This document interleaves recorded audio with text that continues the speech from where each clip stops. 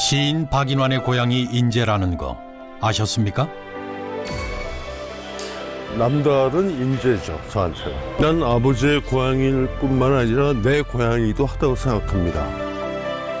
자작나무 숲에서 시를 사랑하는 감성남매도 만났습니다. 고향이라 그러면 받아줄 것 같은 그런 넉넉함?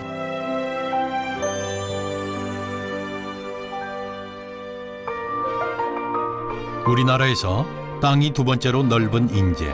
하지만 그 넓은 땅의 89%가 험준한 산입니다.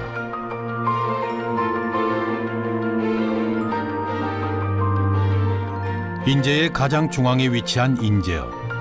보이는 곳이라곤 온통 산과 강뿐이지만 그 맑고 아름다운 자연 덕분에 시인의 마음을 낳았습니다.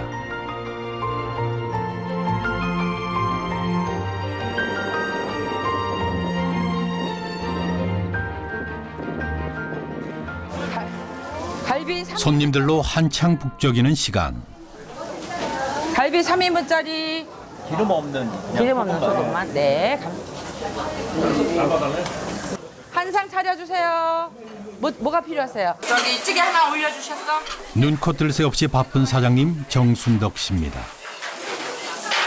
밥 3개 찌개는. 그런데 이 가게에는 찌개 하나, 밥 3개. 특이하게 곳곳에 시들이 붙어 있습니다.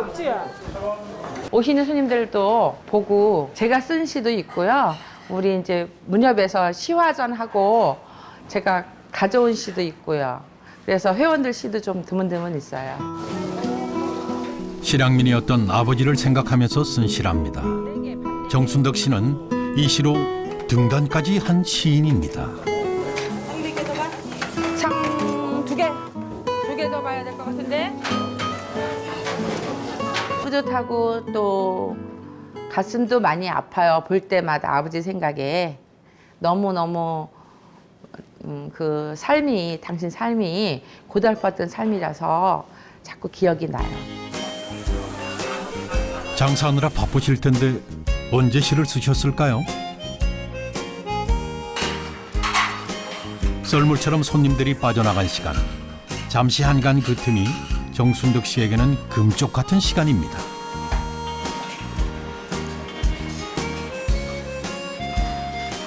한 30권 정도 되는데 시집을 통째로 필사하는 적도 있고 그냥 이렇게 요거는 신문에서 일주일에 한 번씩 나오는 거 문학에 대한 어떤 이야기가 나오면 그런 것들을 이제 스크랩 해놨어. 글쓰기 연습을 해야 되니까. 와, 대단합니다.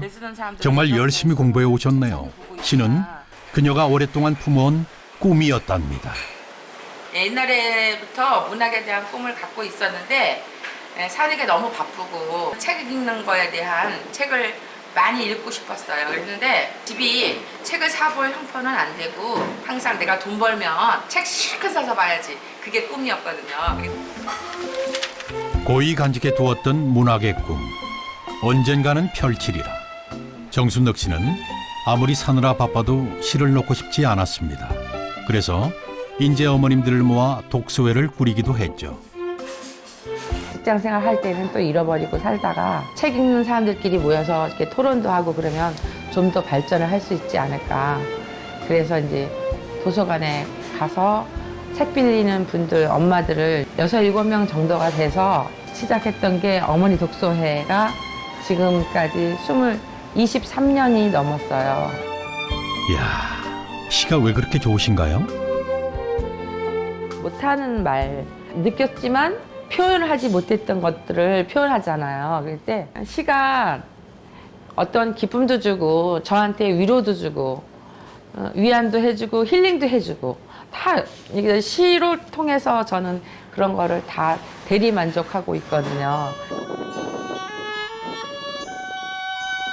그런데 정순덕 씨 갑자기 어디 가시나요? 어떻게 차를?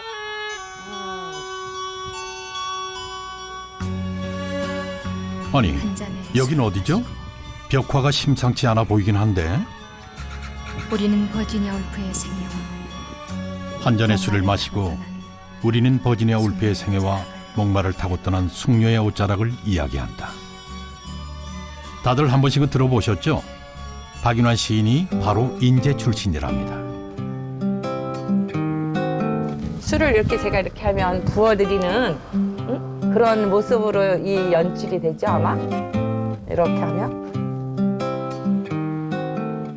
오며 가면서 한 잔 진짜 따라 드리고 싶죠. 따라 드리고 싶을 때가 많아요. 박윤아 선생님이 엄청나게 저한테는 아주 커다란 스승님이죠.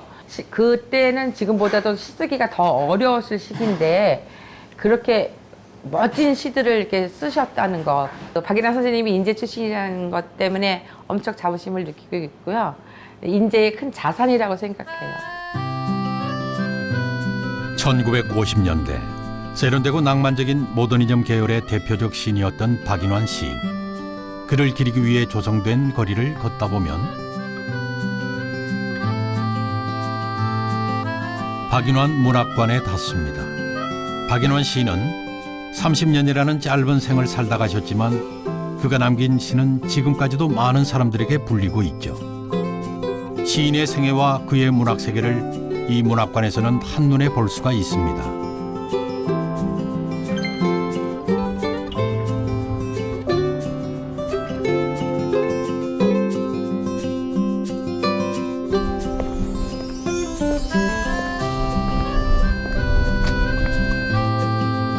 그런데 이분은 왠지 동상과 닮았다 싶죠? 네, 박인환 시인의 큰아들 박세영 씨입니다. 박인환 시인은 이곳 인제읍 상동리에서 태어났습니다.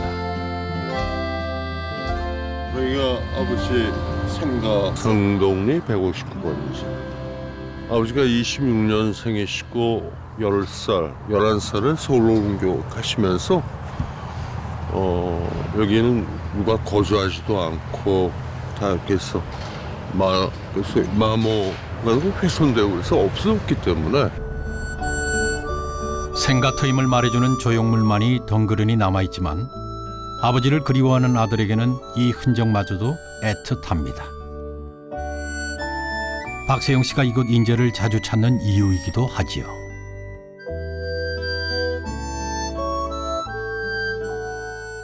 난 아버지의 고향일 뿐만 아니라 내 고향이기도 하다고 생각합니다.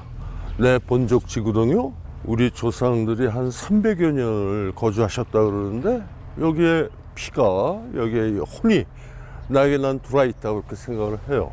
그러면 정말 남다른 인재죠, 저한테는. 서울에 나서 자란 그 고향하고는 또 좀 색다른 의미로서 나에게 더 가깝게 오는, 다가서는 그런 본적지 고향이라고 생각을 합니다. 너무나도 짧았던 불꽃 같은 생애. 박인환 시인을 만나러 문학관으로 가보겠습니다.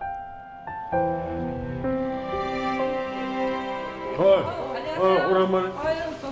아이고, 수도 왔니? 네. 어떻게 오늘 시간? 문협 활동을 하는데 한국문협회 인제군 지부에서 그 내림문학회 시초부터 해서 박인환 선생님 그 선양 사업을 했었어요.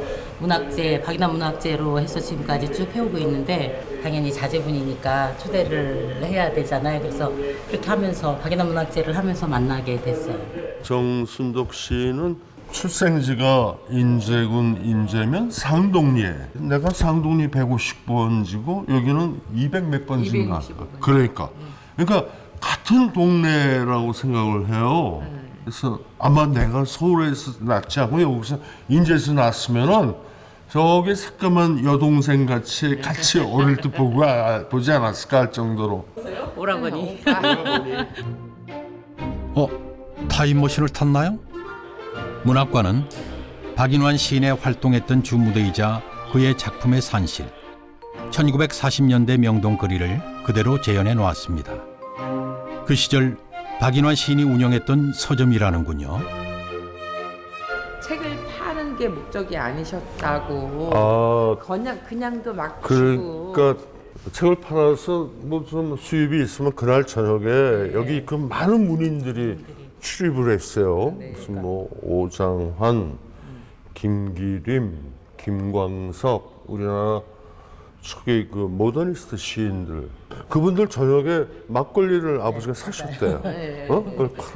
그 수입이 있는 걸 갖고 그러셨대.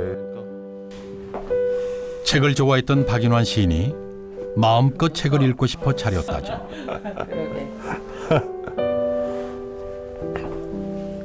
그런데 장사보다는 가난한 문학 청년들의 사랑방 역할이 더 컸었답니다. 조그만 방 같은 것도 하나 만들고 이쪽에 위에도 이렇게 좀 깔아놓는 거. 박인환 시인은 새로운 문물에도 관심이 많은 멋쟁이였습니다. 스탠드 바였대. 스탠드 바. 그러니까 이렇게 해외 문학뿐 아니라 미술 음악에도 박학다식하고 조예가 깊었는데요. 특히 영화 광이었던 그는 영화 평론가로서 활동을 하기도 했습니다. 박인환 시인은 1955년 첫 시집을 내고 그 이듬해 세상을 떠났습니다. 그때 큰아들 박세영 씨는 겨우 9살이었죠. 내가 아마 5살 정도 부산에 피난 가 있는 그때에 찍은 사진인데 지금도 아버지가 좋은 옷을 그날 해주셨던 거 아닌가. 이거 아주 좋아. 너무나 일찍 아버지를 여의고 홀로 3남매를 키우는 어머니를 지켜봐야 했던 박세용 씨. 한때 문학은 그에게 애정의 대상이었습니다. 그건 문학이 아버지를 죽였다까지 생각을 했어요. 그건 너무 좀 극단적이죠. 근데 어릴 때 그게 감성이 내가 예민해서 그랬는지 몰라도 아주 철저하게 그런 거에 대한 반감이 있었어요. 아버지가 없음으로써 아버지의 그 결핍되어 있는 가정이 특히 어머니를 보고 우리 애를 볼 때 너무 참혹한 것 같은 느낌. 그래서 나는 발을 붙이는 생활인으로 살아야 되겠구나 라는 게 어릴 때부터 있었어요. 아버지를 존경했지만 아버지와는 다른 삶을 살고 싶었던 아들. 하지만 운명은 타고나는 것일까요? 부르던 기억이 생생한 거. 응? 그도 결국은 돌고 돌아 시인이 되었습니다. 어떤 언어와 기존의 문화와 생각을 의지해야 될 거가 글밖에 없었던 거예요. 막 글이 나올 정도고 쏟아지는 정도의 글. 그래서 앉아 있을 때 시간표 나오잖아요. 서너 편을 막 뒤집어 써야 돼. 응? 절실한 기분으로. 나는 나를 구원하는 게 문학밖에 없다는 걸 그때 깨달았습니다. 40을 넘긴 중년의 나이에 시인이 되고 보니 아버지를 더 이해하게 되었다는 박세용 씨. 시는 치열한 삶에 던지는 격려이자 위로였습니다.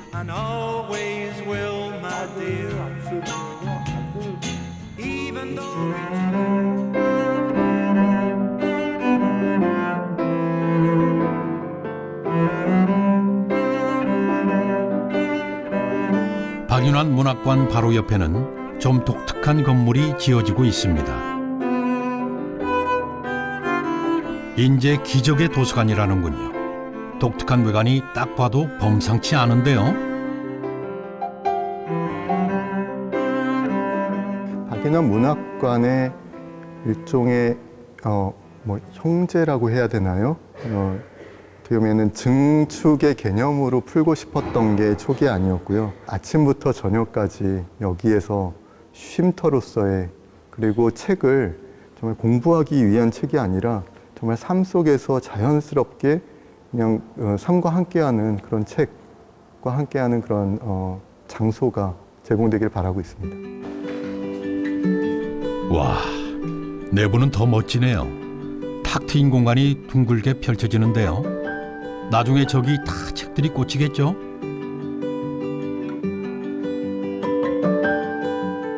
자연 채광이 그대로 들어오는 천창도 너무 멋진데요. 이 도서관은 어떻게 지어지게 된 거죠? 인재기적의 도서관은 17번째 개관하는 도서관이에요. 아시는 분은 아시겠지만 2003년도에 모 프로그램에서 아이들을 위한 도서관을 지어줍시다 라는 게 뜻을 모았다고 합니다. 안녕 지혜라, 안녕 예리, 안녕 동민아. 어때? 인재 지역민들을 위해 지어지는 도서관인 만큼 지역의 학생들도 참여를 했습니다. 청소년 준비단입니다.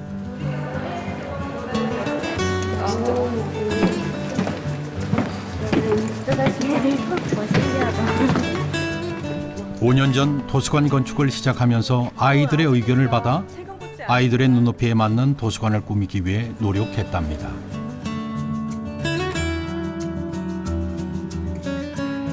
조명도 되게 이쁘지 않아? 그러니까 약간 그 랜턴 같은 느낌. 공유 랜턴.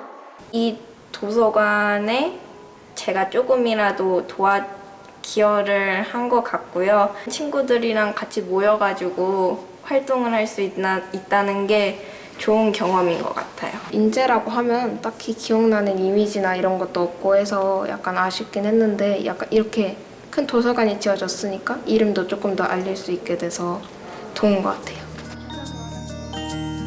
도서관 하나가 마음을 바꾸고 아이들을 바꾼다고 하잖아요. 혹시 누가 알아요? 이 도서관을 이용하는 아이들 중에 박윤환 시인의 뒤를 이을 인재의 또 다른 시인이 나올지. 얘들아, 책 많이 읽으렴.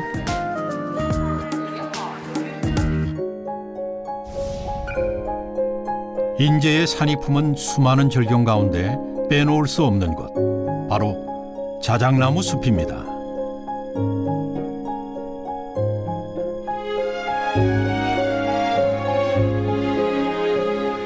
인제읍 원대리에 위치한 자작나무 숲은 새하얀 자작나무 특유의 빛깔이 장관을 이루는 곳인데요. 1989년부터 7년간 70만 그루의 자작나무를 심어 가꾼 끝에 지금의 숲이 되었답니다.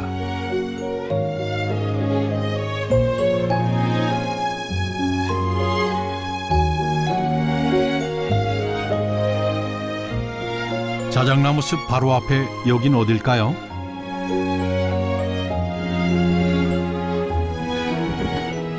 나무 공방 같은데요.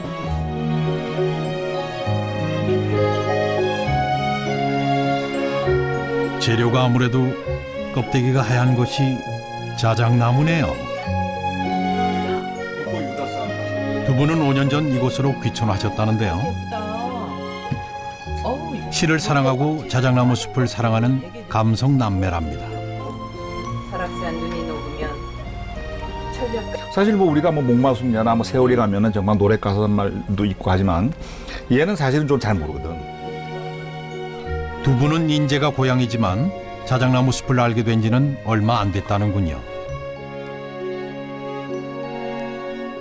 퇴직하고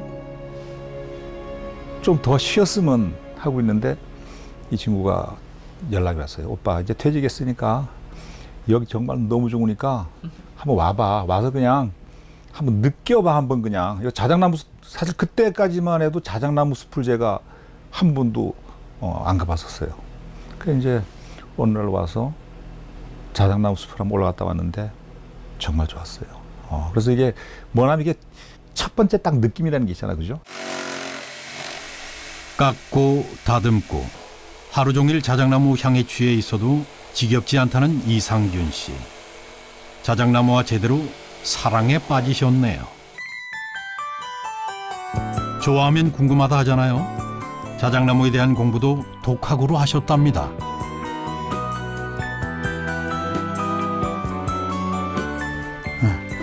이 나무가 이게 지금 우리 그 자작나무 숲에 있는 그 백자작이라는 거예요, 이 나무가. 근데 실제로 이 나무는 지금 엄밀히 따지면은 그 북유럽에서 들어온 수종이라고 봐야 돼요. 일단 보기에 정말 귀조처럼 생겼잖아, 그죠? 자작처럼 생겼어. 하얀 수피를 가진 건 아마 이 자작나무밖에 없어요, 사실은. 요건 우리나라 토종 자작나무랍니다. 외래종 백자작과는 좀 차이가 있죠? 여기 분들은 이거를 토종 자작나무라고 불러요. 토종 자작나무. 우리 한국의 자작나무다. 실제로 숲이 자체가 얘하고는 상당히 좀 그 결이 달라, 그죠? 우리가 그 자작나무를 왜 자작나무라고 하느냐 그러면은 뭐 태울 때 자작자작 소리가 나서 자작나무다라고 얘기하잖아, 그죠? 예. 근데 실제로 어떻게 보면은 얘는 자작 소리가 좀 덜 나. 자작 소리는 토종 자작나무에서만 난답니다. 자작나무 숲이 있던 자리는 원래 소나무 숲이었다죠. 병충해가 덮쳐 벌채돼 버린 소나무들을 대신해 그 빈자리를 하얀 자작들이 은물결로 채우고 있답니다. 잊지 못하지 사랑은 가도 공방의 2층은 여동생이 카페로 운영하고 있습니다. 여름날의 호숫가 가을의 공원 그 벤치 위에 나뭇잎은 떨어지고 오빠 못지않게 여동생도 자작나무에 대한 애정이 넘친다는데요. 요거는 초코 칩이에요. 요 초코 칩을 가지고 여기다 꼽으면서 옹이를 표현하는 거예요. 자작나무는 다른 나무하고 달라서 표피가 있으면서 또 옹이가 있잖아요. 그 옹이가 있어야 자작나무가 돼요. 자작나무 모양의 쿠키랍니다. 은숙 씨가 힘을 기울여 여러 번의 시행착오 끝에 지금의 모양이 완성됐다는데요. 정말 못 말리는 자작나무 사랑이네요. 어쨌든 그 열정과 정성에는 엄지척. 아까는 소나무였는데 이제 자작나무가 됐죠. 노력이 헛되지 않았는데요. 누가 봐도 자작나무 같습니다.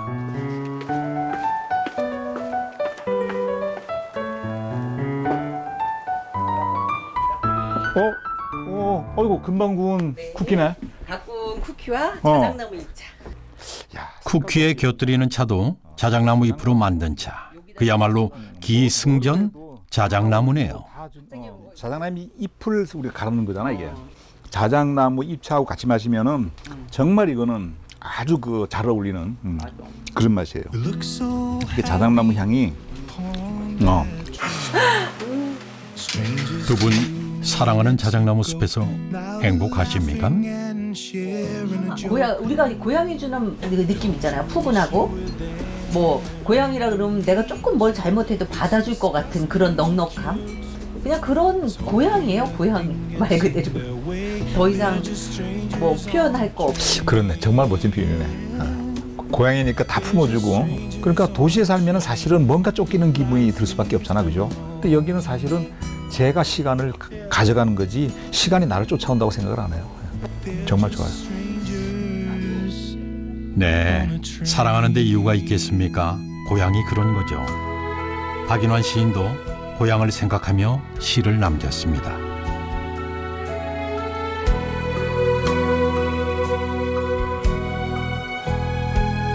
봄이면 진달래가 피었고 설악산 눈이 녹으면 철렵 가던 시절도 이젠 추억. 아무도 모르는 산간 벽촌에 나는 자라서 고향을 생각하며 지금 시를 쓰는 사나이. 나의 기묘한 꿈이라 할까.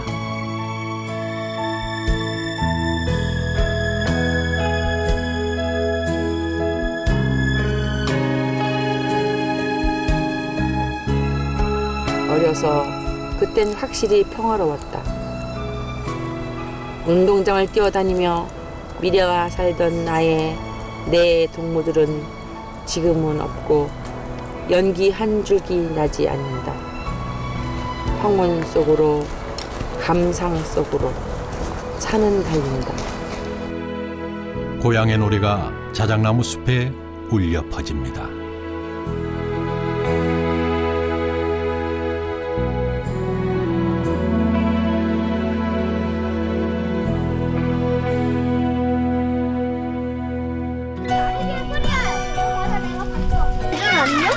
입수다! 개구리야! 개구리야! 꼬리가 생겼어요, 얘네들. 왜? 아, 바람이 일로 불러.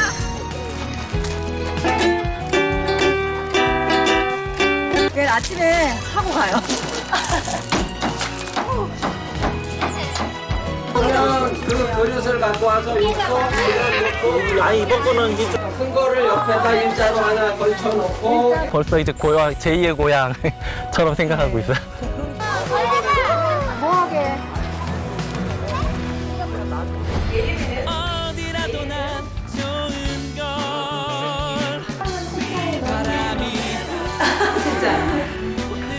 책 읽는데 방해가 안 돼? 여기다 붙일게. 응. 꼭 하고 싶은.